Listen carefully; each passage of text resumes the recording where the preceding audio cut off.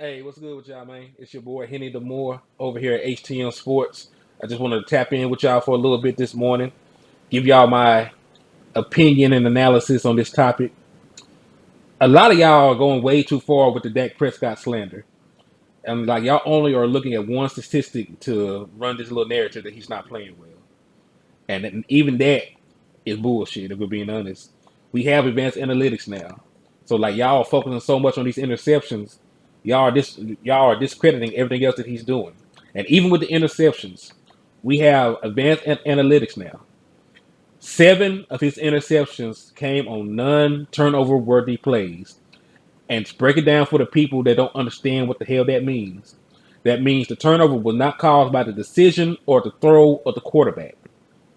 That is the definition of a turnover worthy play. If he made a bad read or he made a bad throw, that would be a turnover worthy play, like throwing into double coverage or misreading it and throwing it right to a defensive back. That's fine and dandy. Those happen. He has some of those. He has 7 of those. But he also has 7 interceptions that were not caused by that. That means it's either a drop by the receiver that turned into a fumble, a miscommunication by the receiver running the wrong route, Dak Prescott being hit while he's throwing that would have otherwise been a completion or a non-turnover worthy play. Otherwise, we were not contacted. So that's the definition. So 7 times Dak Prescott has thrown an interception that was not his fault, basically. That's what it comes down to.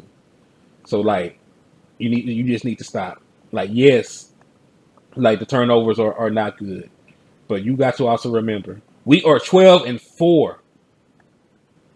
We've won 8. We've gone 8-3 with Dak Prescott as the quarterback this year. He has another winning record under his belt as a starting quarterback.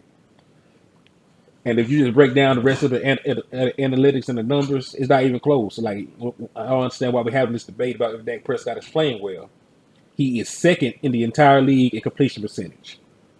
That should tell you something. The only quarterback who has a higher completion percentage in the NFL is Geno Smith right now at 70.7% completion. Dak Prescott is completing 69% of his passes. That would be the highest of his career. He is tied with Joe Burrow right now in completion percentage. That tells you something about how Dak Prescott is playing. In raw QBR, that factors in everything. He is 5th in the league. So he's playing the quarterback position damn good. And then y'all talk about all the turnovers he's had in such a short time. Y'all don't even mention the touchdowns. Dak Prescott has the most passing touchdowns in the NFL since week 7. He's thrown for 22 passing touchdowns since week 7. He's tied with Jalen Hurts for the 8th most passing touchdowns in the NFL. Now I know you'll go to some sites and they'll say they're tied for 11th. That's because there are 10 guys ahead of them, but there are not 10 guys with more with more. Because like 22 passing touchdowns is the 8th most in the NFL. Just like multiple guys tied with 24 passing touchdowns. There are a couple guys ahead of them tied for these other spots. So like cumulatively, like the 22 passing touchdowns that they thrown are the 8th most in the NFL. That is great company to be in for a guy that missed 5 damn games. So I get it. You're upset. We didn't play good against a bad team. We didn't play good against a team that wasn't starting most of their starters. But so what? The Dallas Cowboys played 3 games in 11 days. Football is a physically grueling, emotional sport. We played the Jaguars. We had the deflating loss there. Then we had to turn around on a short week and play the Philadelphia Eagles in a very emotional game where we needed Dak to perform, at his peak to pull away with that game because they're still a good team with a bunch of Pro Bowl players even without Jalen Hurts. Never get that confused. And then on an even shorter week, had to turn around and go on the road and play the Tennessee Titans, a team that we already know we're better than. It's hard to get up for these games, and then you're tired. Like you got to understand, these guys are still humans. They're not machines. Y'all play too much Madden. Y'all be running these games back to back to back with the damn fatigue turned off. These guys get tired.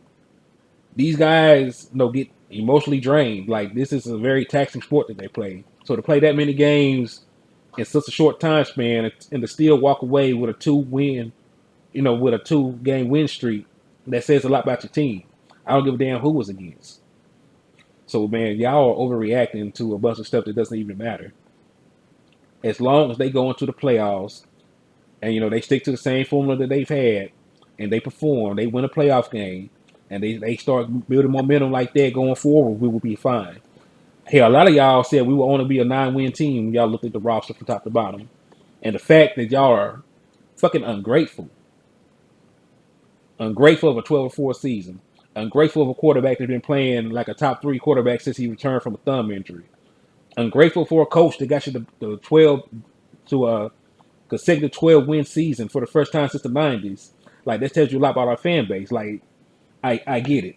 Y'all want to win. Y'all had this long drought of a sustained playoff success with over the last 27 years not being to a NFC championship game. But a lot of y'all are projecting y'all past, the past failure of other teams on this team. This one particular team has nothing to do with the other teams that came before it. And like we're breaking trends already that those other teams had. Like we are winning against winning teams. We're 5-1 against teams with a winning record right now. Dak Prescott is undefeated against teams with a winning record. We have wins over the Eagles, who are the best teams record-wise in the NFC. We have a win over the Vikings, who are the second best team record-wise in the NFC. And hell, who are the other wild card teams? The Giants, we beat them. We swept them. Washington, we beat them with our backup quarterback. So y'all need to chill, relax. It's New Year's, man. Have a toast. Get your affairs in order. Try to have a better year. But man, y'all gotta stop. We gotta keep pushing to move past all this other bullshit y'all talking about. Because we will be fine. I promise you we'll be fine. But hey, it's your boy Henny the Moore. I have my morning cup of coffee. I've been running my mouth long enough. I ain't finna let my shit get cold. So I'm gonna get at y'all. Peace.